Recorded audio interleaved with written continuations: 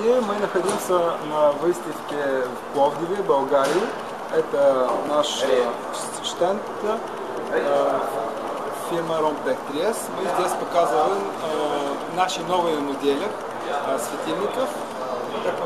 Это светильник LED 402C, который сделан в очень маленьким, очень легким корпусом, только 3 килограммов. Консумация 30 ватт, света из светильника 2600 люменов с уличную характеристику. Если вы монтируете этот светильник на 6 метров, вы получите дистрибуцию 10 на 30 метров.